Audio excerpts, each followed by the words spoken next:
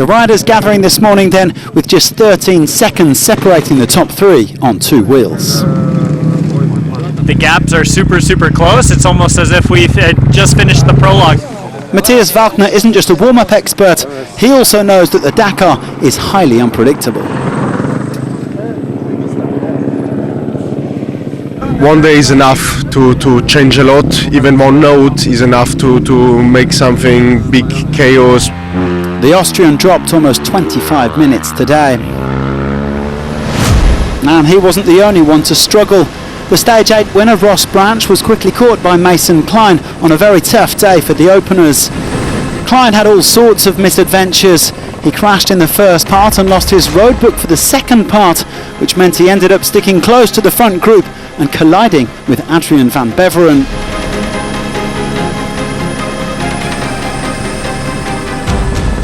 The Frenchman had set off in 5th place, and even if his bike stopped in the water at one point, he managed to catch the 4 riders ahead of him: Branch, Klein, Daniel Sanders and his Honda teammate Pablo Quintanilla. AVB absolutely flying.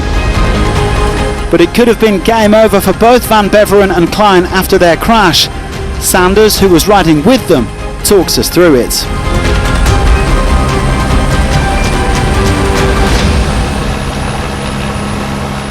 Adrian was cutting across to the right and Mason was sort of kept going straight, and this was crazy. They just come together at like 100 kilometers together, and don't know, it was very scary. Just glad both of them are okay.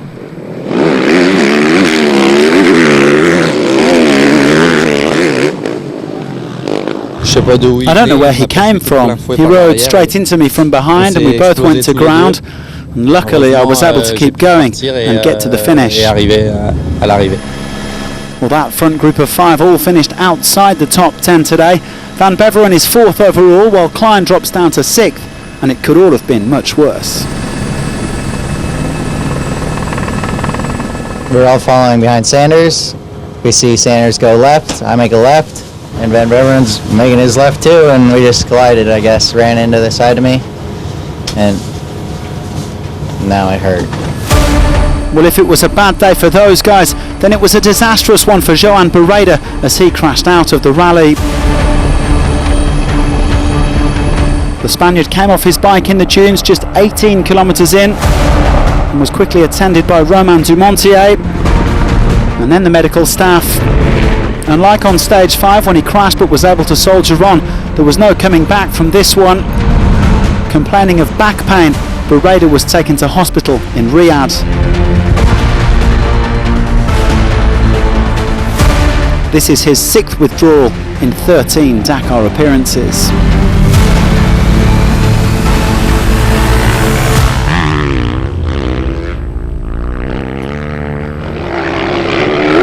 Franco Caimi had his best result of the rally today in 10th place.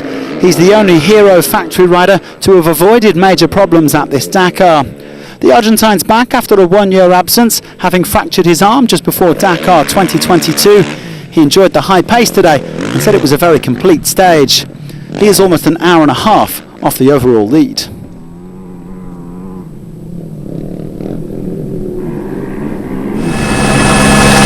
Martin Mitchek, rider number 12, is currently 12th overall. Now the Czech needed a bit of treatment on an injured right foot during the rest day, but it doesn't seem to be holding him back too much. Another very solid effort today to finish 9th. That also boosts his chances of another top 10 finish.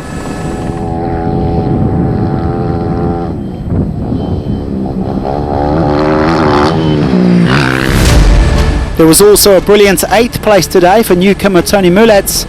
The Slovenian has a lot of experience in motocross and enduro, but he only took part in his first proper rally raid a few months ago in Morocco. Mulets is some way back overall, but he really showed what he's capable of today.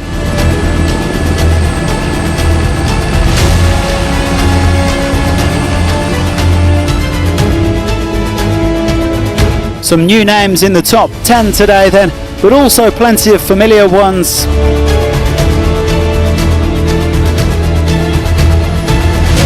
Here's Kevin Benavides, who spent a while riding with Sherco's Lorenzo Santolino.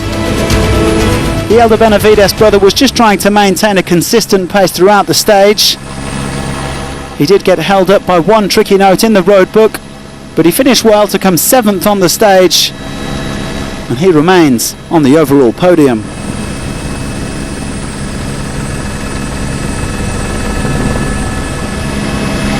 Nacho Cornejo finished 6th. The Chilean caught up to Benavides and Santolino and later thanked the Spaniard for helping him after a crash in the rocks. Apart from that incident, which also damaged his roadbook tower, it was a solid day for Cornejo. The Honda rider is around 23 minutes off the pace.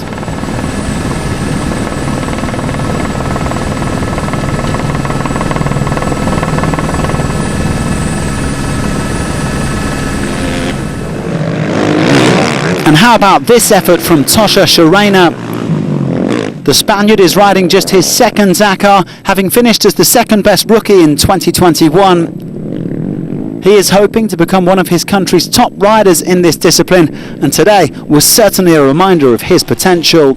Sharena 4th today and 15th overall. Up at the front we find the usual suspects.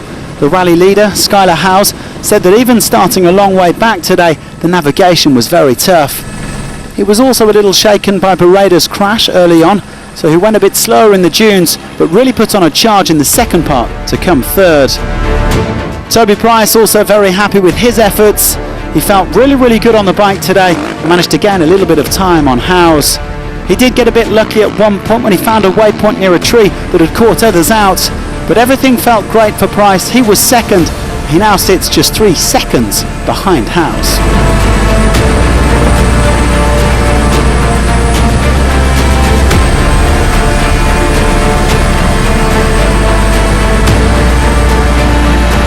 Victory went to the other Husqvarna factory rider, Luciano Benavides, who has the distinction of becoming the first man to win 2 stages at this Dakar. The Argentine said it was a tough and dangerous one, but he navigated it brilliantly to win by just over a minute from Price. Benavides also praised Howes for doing a fine job with navigation. They had some fun riding together today. Luciano jumps up to 7th place overall.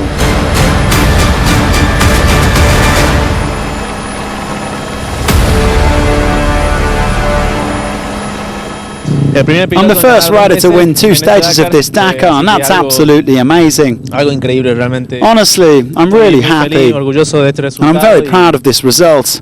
I'm going to keep working hard until the end because we still have a long way to go. For me, today is the start of a new Dakar. Well, Dumontier recovered time after stopping with Bereda. He jumped up to 5th on the day, an excellent effort from the top Rally 2 rider. It is ridiculously close between the top 2, otherwise the gap's opened up a bit today, now a shade over 40 minutes separating the top 10. Finally, here are the W2RC standings, with Valkner moving up into the top 10 in place of Santolino.